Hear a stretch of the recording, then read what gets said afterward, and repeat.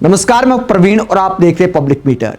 दोस्तों, वीडियो में बात करेंगे कि सुप्रीम कोर्ट में चीफ जस्टिस के सामने, मुख्य न्यायाधीश के सामने क्यों बोला गया कि मिलोड कुछ करिए, भारत के लोकतंत्र की रक्षा के लिए कुछ करिए। भारत के कानून में आप मुख्य न्यायाधीश हैं, लेकिन आपको भी वो छूट नहीं है। भारत के राष्ट्रपति को भी वो छूट नहीं है जो भारत के मुख्य चुनाव आयुक्त और चुनाव आयुक्तों को दे दी है मोदी सरकार ने। आपको इस पर कुछ करना चाहिए। उसके बाद चीफ जस्टिस ने क्या जवाब दिया है, पूरी कहानी सिलसिलेवार तरीके से आपको बताते हैं। पहले बताते हैं कि याचिका किस बात को लेकर दायर की गई। साल 2023 में मोदी सरकार एक कानून लेकर आई थी। चुनाव आयोग से संबंधित यह कानून था, जिसमें मुख्य चुनाव आयुक्त और चुनाव आयुक्तों को कानूनी कार्रवाई से छूट दी गई। और क्या प्रावधान किया गया? इसमें यह प्रावधान किया गया कि भारत के चुनाव आयुक्तों पर रिटायरमेंट के बाद भी कानूनी कार्रवाई नहीं हो सकती, उनके फैसलों को लेकर गिरफ्तारी नहीं हो सकती।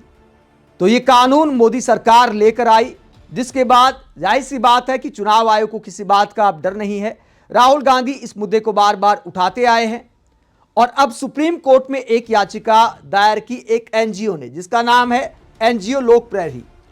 और इस जनहित याचिका में क्या कहा गया है? इसमें कहा गया है कि मुख्य चुनाव आयुक्त और चुनाव आयुक्तों को दी गई आजीवन इम्यूनिटी असंवैधानिक है। याचिका में कहा गया है कि मुख्य चुनाव आयुक्त और चुनाव आयुक्त नियुक्ति, सेवा शर्तें और कार्यकाल अधिनियम 2023 संवैधानिक जवाबदेही के सिद्धांत के खिलाफ है।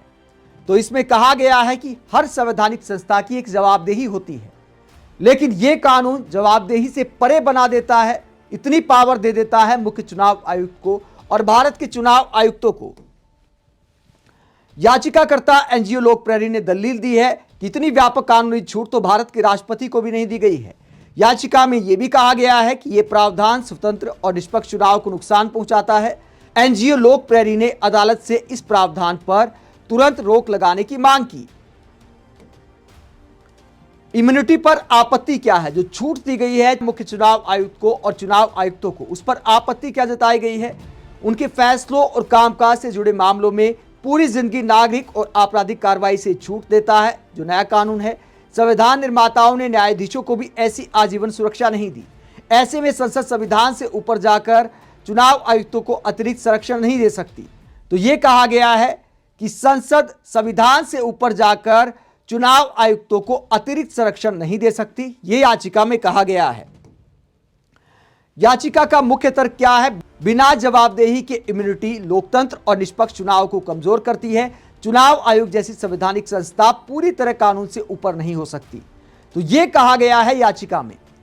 अब बात करते हैं कि भारत के मुख्य न्यायाधीश सूर्यकांत ने यह सारी दलीलें सुनने के बाद आखिरकार कहा क्या, याचिका पर क्या जवाब दिया है सुप्रीम कोर्ट ने, वो भी आपको बता देते हैं कि मुख्य न्यायाधीश ने क्या बोला याचिका पर सुनवाई करते हुए।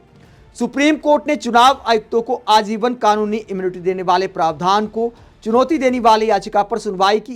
कोर्ट ने केंद्र सरकार और चुनाव आयोग दोनों को नोटिस जारी कर जवाब मांगा है। मुख्य न्यायाधीश सूर्यकांत ने कहा कि एक महत्वपूर्ण मुद्दा है, हम जांच करेंगे कि क्या इस प्रावधान से कोई नुकसान हो रहा है और क्या संविधान की व्यवस्था के तहत ऐसी छूट दी जा सकती है। हालांकि सीजेआई की ओर से इस कानून पर फिलहाल कोई स्टे नहीं लगाया गया है, रोक नहीं लगाई गई है। उन्होंने कहा कि फिलहाल स्टे की जरूरत नहीं है। तो ये पूरा मामला है। अब मोदी सरकार इस पर जवाब क्या देती है, चुनाव आयोग क्या जवाब देता है, ये देखना दिलचस्प रहेगा। और जवाब को सुनने के बाद क्या सुप्रीम कोर्ट इस पर कोई बड़ा फैसला ले सकता है, क्योंकि तमाम विपक्षी दल भी इस मुद्दे को उठा रहे हैं। राहुल गांधी ने बाकायदा संसद में इस मुद्दे को उठाया था कि 2023 में मोदी सरकार ने जो कानून में बदलाव किया और मुख्य चुनाव आयुक्त को गिरफ्तारी का कोई डर नहीं है। अगर हमारी सरकार आती है तो कानून में बदलाव करेंगे और वर्तमान दौर में भी कुछ गलत हुआ है तो उसका हिसाब किताब भी लिया जाएगा। संसद में बाकायदा राहुल गांधी ने ऐसा बोला था। But I want to ask 3 questions first, which will make it very clear that the BJP is directing and using the election commission to damage India's democracy. The first question, why is it that the CJI was removed from the selection panel of the election commissioner? What motivation could there be to remove the CJI?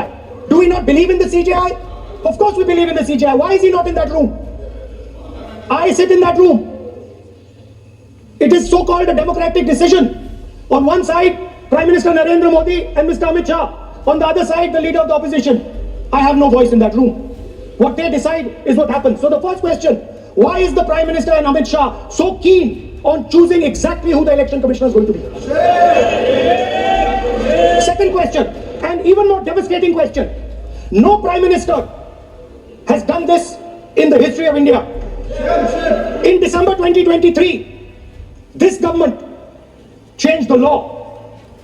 They changed the law to make sure that no election commissioner could be punished for any action they take while they are election commissioner. Yes.